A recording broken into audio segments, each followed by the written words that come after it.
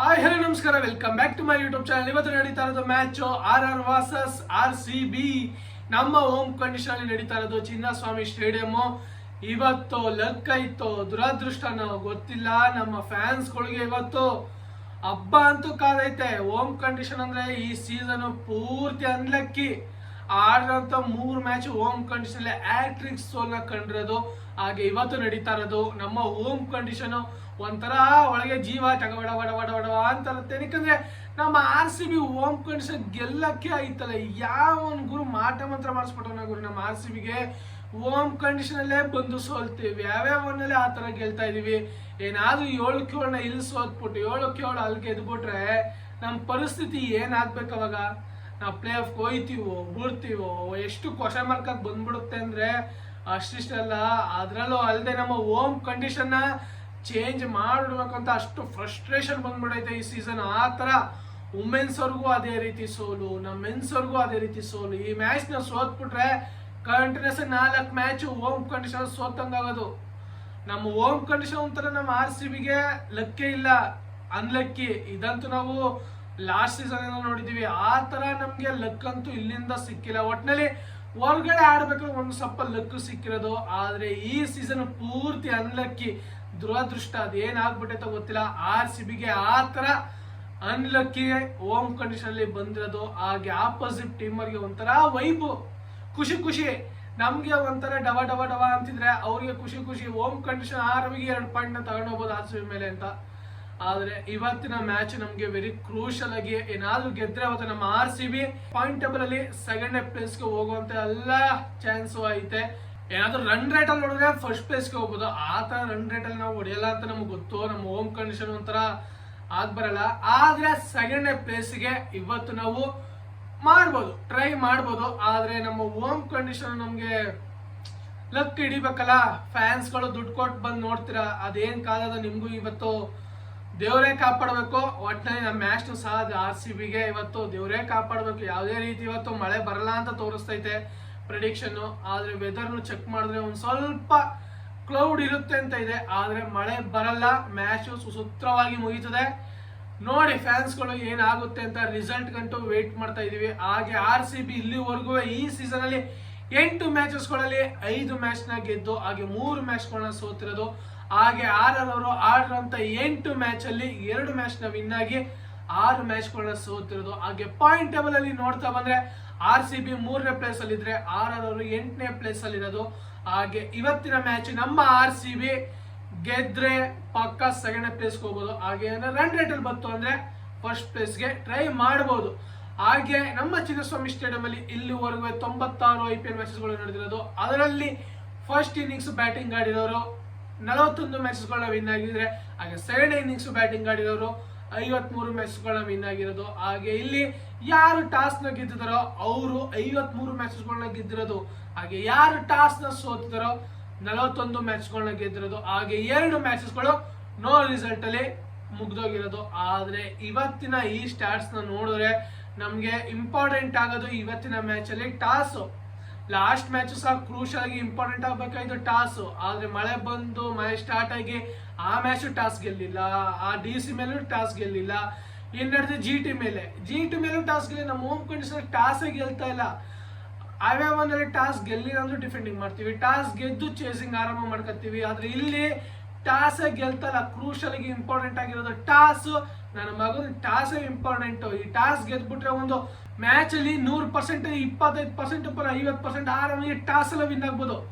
ಆ ತರ ಕ್ರೂಷಲ್ ಆಗಿರೋದು ಟಾಸ್. ಆದ್ರೆ ನನ್ನ ಮಗನ್ ಲಕ್ಕೇ ಇಲ್ಲ ಈ ಟಾಸ್ ಗೆಲ್ಲೋದ್ರೊಳಗೆ ನಮ್ಮ RCBಗೆ. ಹಾಗೆ ನಮ್ಮ ಚಿನ್ನಸ್ವಾಮಿ ಸ್ಟೇಡಿಯಂ ನ ಆವರೇಜ್ ಸ್ಕೋರ್ ನೋಡ್ತಾ ಬಂದ್ರೆ 167, ಒಂದು ಸ್ವಲ್ಪ ಬೆಟರ್ ಸ್ಕೋರ್, ಆವರೇಜ್ ಸ್ಕೋರ್. ಆದ್ರೆ ನಮ್ಮ ಚಿನ್ನಸ್ವಾಮಿ ಸ್ಟೇಡಿಯಂ ಅಲ್ಲಿ ಈ ಆವರೇಜ್ ಸ್ಕೋರ್ ನ ಇಟ್ಕೊಂಡು ಆಡ್ತು ಅಂದ್ರೆ ಪಕ್ಕ ಗೆಲ್ಲಕ್ಕಾಗಲ್ಲ. ನಾವು ಗೆಲ್ಬೇಕು ಅಂದ್ರೆ 200+ ಹೊಡಿಬೇಕು, ಅವಾಗಲೇ ಡಿಫೆಂಡಿಂಗ್ ಮಾಡಕ್ಕಾಗೋದು. ಏನಾದ್ರು ನಮ್ಮ ಬಾಲರ್ಸ್ ಗಳು ಹೆವಿ ಎಕ್ಸ್ಪೆನ್ಸಿವ್ ಆಯ್ತು ಅಂದ್ರೆ ಇನ್ನ ಹೊಡ್ಸ್ಕೊಂಡ್ಬಿಡ್ತೀವಿ. 200+ ಚೇಂಜ್ ಡೌನ್ ಆದ್ರೂ ಆಗ್ಬಿಡ್ಬೋದು, ಇಲ್ಲಾಂದ್ರೆ ಡಿಫೆಂಡಿಂಗ್ ಆದ್ರೂ ಆಗ್ಬೋದು. ಅದಕ್ಕೆ ಹೇಳ್ತಾ ಇರೋದು ಇವತ್ತಿನ ಮ್ಯಾಚ್ ವೆರಿ ಕ್ರೂಷಲ್ ಆಗಿ ಇಂಪಾರ್ಟೆಂಟ್ ಆಗಿರೋದು ಟಾಸ್. ಹಾಗೆ RR ಮತ್ತೆ RCB ಫೇಸ್ ಟು ಫೇಸ್ ಮ್ಯಾಚಸ್ಗಳು ಆಡಿರೋದು 33 ಮ್ಯಾಚ್ಗಳು. ಅದರಲ್ಲಿ RCB 16 ಮ್ಯಾಚ್ಗಳನ್ನ ವಿನ್ ಆಗಿದ್ರೆ, ಹಾಗೆ RR ಅವರು 14 ಮ್ಯಾಚ್ಗಳನ್ನ ಆಗಿರೋದು. ಹಾಗೆ 3 ಮ್ಯಾಚ್ಗಳು ನೋ ರಿಸಲ್ಟ್ ಅಲ್ಲಿ ಹೋಗಿರೋದು. ಆದ್ರೆ ಈ ಸ್ಟಾಟ್ಸ್ ನ ನೋಡ್ತಾ ಬಂದ್ರೆ RRಗಿಂತ RCB ಬೆಟರ್ ಆಗಿದೆ. 2 ಮ್ಯಾಚ್ ನ ಕ್ರೂಷಲ್ ಆಗಿ ವಿನ್ ಆಗಿರ್ಬೋದು, ಆದ್ರೆ ಮ್ಯಾಚ್ ನ ಗೆದ್ದಿದೆ. ಹಾಗೆ ಸ್ಟಾಟ್ಸ್ ನ ನೋಡಿದ್ರೆ ನಮ್ಮ RCB ಬೆಟರ್ ಆಗಿದೆ RRಗಿಂತ. ಹಾಗೆ ನಮ್ಮ ಚಿನ್ನಸ್ವಾಮಿ ಸ್ಟೇಡಿಯಂ ನ ಪಿಚ್ ರಿಪೋರ್ಟ್ ನೋಡ್ತಾ ಬಂದ್ರೆ ನಿಮ್ಗೆಲ್ಲರಿಗೂ ಗೊತ್ತಿರೋದೆ. ಈ ಪಿಚ್ ರಿಪೋರ್ಟ್ ಬಗ್ಗೆ ಏನ್ ತರಾವರಿಯಾಗಿ ಹೇಳುವಂತದ್ದು ಏನು ಇಲ್ಲ. ಇದು ಬ್ಯಾಟಿಂಗ್ ಕಂಡೀಷನ್ ಪಿಚ್ಚು. ಆದ್ರೆ ಫಸ್ಟ್ ಇನ್ನಿಂಗ್ಸ್ ಆಡ್ಬೇಕಾದ್ರೆ ಸ್ಟ್ರಗಲ್ ಮಾಡ್ತಾರಂತ ಎಲ್ಲರಿಗೂ ಗೊತ್ತು. ಆದ್ರೆ ಟಾಸ್ ಇಂಪಾರ್ಟೆಂಟ್ ಆಗೋದು. ಡಿಫೆಂಡಿಂಗ್ ನ ಮಾಡ್ಬೇಕು ಅಂದ್ರೆ ಫಸ್ಟ್ ಇನ್ನಿಂಗ್ಸ್ ಅವರು 200+ ಹೊಡೆದ್ರೆ ಮಾತ್ರ ಡಿಫೆಂಡಿಂಗ್ ಮಾಡಕ್ಕಾಗೋದು. ಅದಕ್ಕಿಂತ ಕಮ್ಮಿ ಹೊಡೆದ್ರೆ ಪಕ್ಕಾ ಡಿಫೆಂಡಿಂಗ್ ನ ಮಾಡಕ್ಕಾಗಲ್ಲ. ಚೇಂಜ್ ಡೌನ್ ಆಗೋದಂತೂ ಗ್ಯಾರಂಟಿ. ಬಾಲರ್ಸ್ ಗಳಿಗೆ ಅಷ್ಟೊಂದು ಎಫೆಕ್ಟಿವ್ ಆಗಿರಲ್ಲ. ಪೇಸರ್ಸ್ ಗಳಿಗೆ ಅವರು ಸ್ಲೋ ರನ್ ಬಾಲ್ಗಳನ್ನ ಮಾಡಿದಾಗ್ಲೇನೆ ಎಫೆಕ್ಟಿವ್ ಆಗಿ ಕಾಣಿಸೋದು. ಹಾಗೆ ಸ್ಪಿನ್ನರ್ಸ್ ಗಳು ಈ ಪಿಚ್ ಅಲ್ಲಿ ಎಲಿವೇಶನ್ ಕೊಟ್ಟು ಲೆಂತ್ ಅಲ್ಲಿ ಮಾಡಿದ್ರೆ ಪಕ್ಕಾ ಎಕಾನಮಿಯಲ್ಲಿ ಇರ್ತಾರೆ. ಏನಾದ್ರೂ ಎಲಿವೇಶನ್ ಕೊಡ್ದೇನೆ ಸ್ಲಾಟ್ ಹಾಕ್ರೆ ಪಕ್ಕಾ ಅವರಂತೂ ಹೆವಿ ಎಕ್ಸ್ಪೆನ್ಸಿವ್ ಆಯ್ತಾರೆ. ಲಾಸ್ಟ್ ಮ್ಯಾಚ್ ಸಹ ಅದೇ ರೀತಿ ಆಗಿದ್ದು. ಪಂಜಾಬ್ ಮೇಲೆ ಲೆಂತ್ ಅಲ್ಲಿ ಮಾಡಿದ್ರೆ ಯಾವ್ದೇ ರೀತಿ ಹೊಡ್ಸ್ಕೊತಾ ಇಲ್ಲ. ಏನೋ ಸ್ಲಾಟ್ ಹಾಕಿದ್ರಂತೂ ಪಕ್ಕಾ 6-4 ಗಳು ಐತಿದ್ದು. ಹಾಗೆ ಇವತ್ತಿನ ಮ್ಯಾಚ್ ಸಹ ಕ್ರೂಷಲ್ ಆಗಿ ಸ್ಪಿನ್ನರ್ಸ್ ಗಳು ಲೆಂತ್ ಅಲ್ಲಿ ಆಡ್ಸಿದ್ರೆ ಪಕ್ಕಾ ಎಕಾನಮಿಯಲ್ಲಿ ಬಾಲಿಂಗ್ ಮಾಡಬಹುದು. ಹಾಗೆ ಈ ಪಿಚ್ ಅಲ್ಲಿ ಒಂದು ಸ್ವಲ್ಪ ವಿಕೆಟ್ ನ ತೆಗಿಬೇಕು ಅಂದ್ರೆ ಸ್ಪಿನ್ನರ್ಸ್ ಗಳು ಎಲಿವೇಶನ್ ಕೊಟ್ಟು ತಲೆ ಇಟ್ಟು ಬಾಲಿಂಗ್ ಮಾಡಬೇಕು. ಹಾಗೆ ಸ್ಪೀಡರ್ಸ್ ಗಳು ಸ್ಲೋ ಓವರ್ ಅನ್ನ ಮಾಡಿದಾಗ ಪಕ್ಕಾ ಇವತ್ತಿನ ಮ್ಯಾಚ್ ಅಲ್ಲಿ ವಿಕೆಟ್ ನ ತೆಗಿಬಹುದು. ಹಾಗೆ ಪ್ಲೇಯಿಂಗ್ 11 ನ ನೋಡ್ತಾ ಬಂದ್ರೆ ನಮ್ಮ RCB ಪ್ಲೇಯಿಂಗ್ 11 ಲಾಸ್ಟ್ ಮ್ಯಾಚ್ ಒಂದು ಚೇಂಜಸ್ ನ ಮಾಡಿತ್ತು. ಆದ್ರೆ ಇವತ್ತಿನ ಮ್ಯಾಚ್ ಅಲ್ಲಿ ಚೇಂಜಸ್ ನ ಮಾಡುತ್ತಾ ಅನ್ನೋದು ಒಂದು ಕ್ವಶನ್ ಮಾರ್ಕ್. ಏನಾದ್ರೂ ಏನು ಲಾಸ್ಟ್ ಮ್ಯಾಚ್ ಅಲ್ಲಿ ಒಂದು ಚೇಂಜಸ್ ಆಯ್ತು, ಆ ಪ್ಲೇಸ್ ಗೆ ಏನಾದ್ರೂ ಜೋ ಬೇತಾಲ್ ಅವ್ರನ್ನ ತಂದ್ರು ತರಬಹುದು. ಇಲ್ಲ ಅಂದ್ರೆ ಸೇಮ್ ಪ್ಲೇಯಿಂಗ್ 11 ನೇ ಇವತ್ತಿನ ಮ್ಯಾಚ್ ಅಲ್ಲಿ ಕಂಟಿನ್ಯೂ ಮಾಡ್ತಾರೆ. ಏನು ಚೇಂಜಸ್ ಮಾಡಲ್ಲ. ಬಾಲಿಂಗ್ ಅಟ್ಯಾಕ್ ಅಂತೂ ಚೇಂಜಸ್ ಮಾಡಲ್ಲ. ಏನೋ ಚೇಂಜಸ್ ಮಾಡಿದ್ರೆ ಮಿಡಲ್ ಆರ್ಡರ್ ಬ್ಯಾಟಿಂಗ್ ಆರ್ಡರ್ ಅಲ್ಲಿ ಮಾತ್ರ ಚೇಂಜಸ್ ಮಾಡೋದು. ಅದರಲ್ಲೂ ಓಪನರ್ ಆಗಿ ಸಾಲ್ಟು, ಕೊಹ್ಲಿ, ಅದಾದ ನಂತರ DDP, ಆಮೇಲೆ ಪಟೀದಾರ್, ಇದಂತೂ ಪಕ್ಕ ಫಿಕ್ಸ್. ಅದಾದ ನಂತರ ಒಬ್ರು ಪ್ಲೇಯರ್ ಬರ್ತಾರಲ್ಲ, ಆ ಪ್ಲೇಯರ್ ಗೆ ಲಿವಿಂಗ್ಸ್ಟನ್ ಅವರೇ ಬರ್ತಾರ, ಇಲ್ಲಾಂದ್ರೆ ಜೋ ಬೇತಲ್ ಅವರೇ ಬರ್ತಾರ, ರೊಮಾರಿಯೋ ಸಫರ್ನ ಆಡಿಸ್ತಾರ. ಒಟ್ಟಲ್ಲಿ ನನ್ನ ಪ್ರಕಾರ ಈ 3 ಜನದಲ್ಲಿ ರೊಮಾರಿಯೋ ಸಫರ್ ಅವ್ರನ್ನೇ ಆಡಿಸ್ಬೋದು. ಏನ್ ಲಾಸ್ಟ್ ಪ್ಲೇಯಿಂಗ್ ಏನಿತ್ತು ಅದನ್ನೇ ಆಡಿಸ್ತಾರೆ. ಏನು ಚೇಂಜಸ್ ಮಾಡಲ್ಲ. ಒಟ್ಟಲ್ಲಿ ಬಾಲಿಂಗ್ ಆಡೋರು ಬ್ಯಾಟಿಂಗ್ ಆಡೋರು ಅಂತೂ ಬೆಟರ್ ಆಗಿದೆ. ನಮ್ಮ ಹೋಮ್ ಕಂಡೀಷನ್ ಅಲ್ಲಿ ಬ್ಯಾಟಿಂಗ್ ಆಡೋರು ಅಷ್ಟೊಂದಿಲ್ಲ. ಕೊಲಾಪ್ಸ್ ಆಗೋದೇ ನಾವು 3 ಮ್ಯಾಚ್ ನೋಡಿದೀವಿ. ಹಾಗೆ ಇವತ್ತಿನ ಮ್ಯಾಚ್ ಬ್ಯಾಟಿಂಗ್ ಆಡೋರ್ ಮೇಲೆ ಹೋಪ್ಸೇ ಇಲ್ಲ.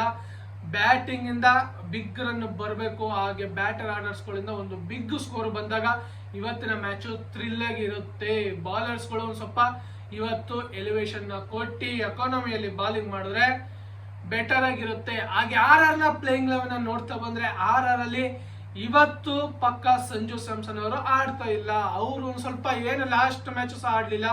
ಆಗಿ ಮಾಡಿಸಿದ್ದು ವೈಭವ್ ಸೂರ್ಯವಂಶಿ ಅವ್ರನ್ನ. ಹಾಗೆ ಇವತ್ತಿನ ಮ್ಯಾಚ್ ಅಲ್ಲೂ ಸಹ ಸಂಜು ಸ್ಯಾಮ್ಸನ್ ಅವರು ಅನ್ಅವೈಲಬಲ್ ಆಗಿರ್ತಾರೆ. ಅವ್ರು ಇನ್ನ ಇಂಜುರಿಯಿಂದ ಅಷ್ಟು ರಿಕವರಿ ಆಗಿಲ್ಲ. DC ಮೇಲೆ ಏನ್ ಅವ್ರಿಗೆ ಇಂಜುರಿ ಆಗಿ ರಿಟೈರ್ಮೆಂಟ್ ಆಗಿ ಹೋದ್ರು, ಅದರಿಂದ ಇನ್ನ ರಿಕವರಿ ಆಗಿಲ್ಲ. ಆದ್ರಿಂದ ವೈಭವ್ ಸೂರ್ಯವಂಶಿ ಅವರೇ ಇವತ್ತಿನ ಮ್ಯಾಚ್ ಅಲ್ಲೂ ಸಹ ಓಪನರ್ ಆಗಿರ್ತಾರೆ.